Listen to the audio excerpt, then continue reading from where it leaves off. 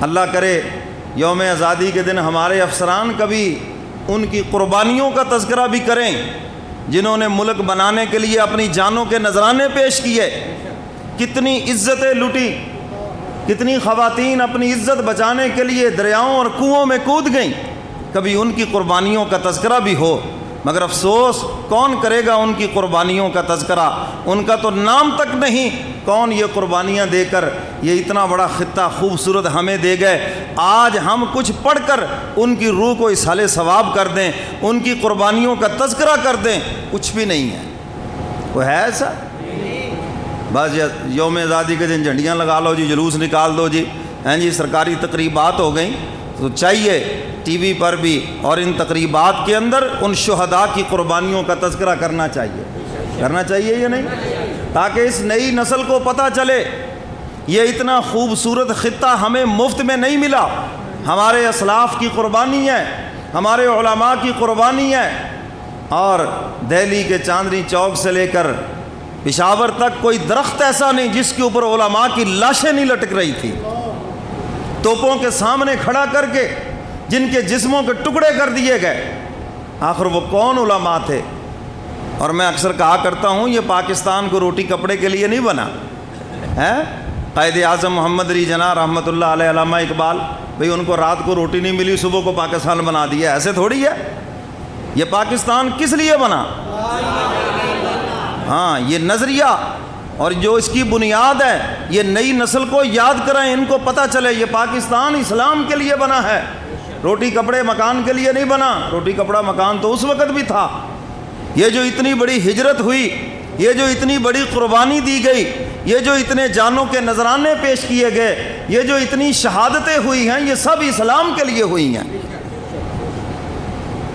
تو میرے محترم سامعین، اس ملک کو اسلامی فلاحی مملکت بنانے میں اپنا کردار بھی ادا کرنا چاہیے کہ نہیں؟ اور میں کہا کرتا ہوں یہ 14 اگست کا دن تجدید عہد کا دن ہے۔ ہم عہد کریں کہ یہ ملک جس کے لیے بنایا، ہم اس مقصد کے لیے اپنی پوری کوششیں اور اس مقصد کو حاصل کرنے کے لیے ہم اپنی توانائیاں لگائیں گے۔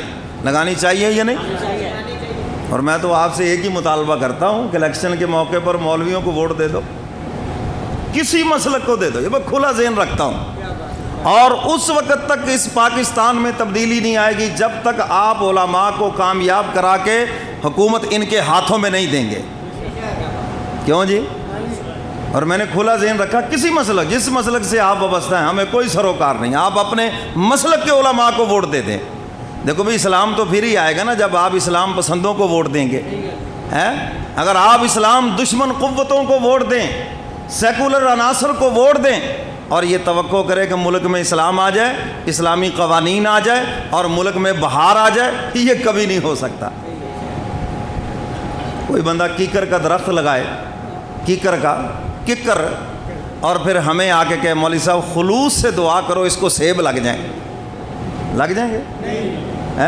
تو ہم کیا کہیں گے؟ پہلے بھائی سیبوں کا درخت تو لگاؤ، پھر لگیں گے سیب اس کو۔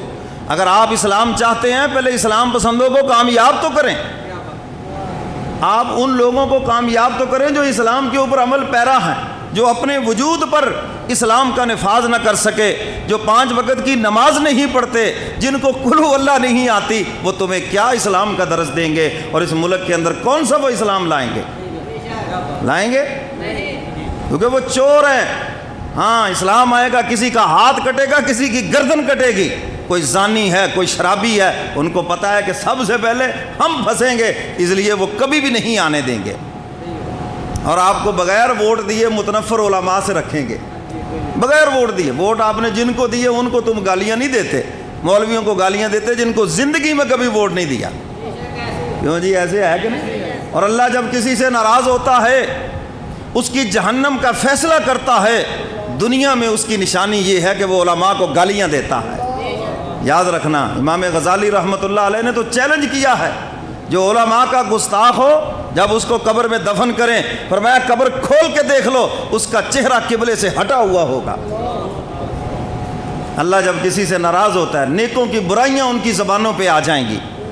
اللہ تو عام بندے کی برائی پسند نہیں کرتا، چاہے جائے کہ کوئی اس کے پیارے کی برائی کرے، دو مقام ہیں قرآن و احادیث میں جہاں اللہ نے فرمایا میرا اعلان جنگ ہے.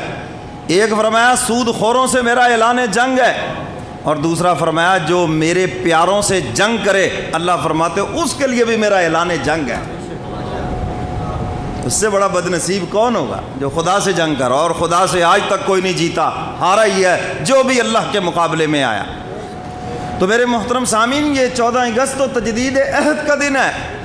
پوری قوم یہ عہد کرے ہمارے بڑوں نے جس مقصد کے لیے یہ پاکستان بنایا اس مقصد کو حاصل کرنے کے لیے ہم اپنی پوری کوشش کریں گے انشاءاللہ. سب کو ہو انشاءاللہ.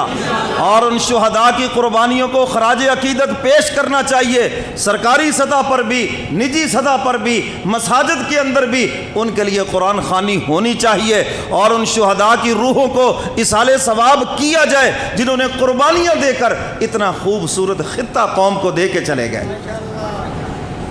جی کرنا چاہیے یا نہیں؟ تو میرے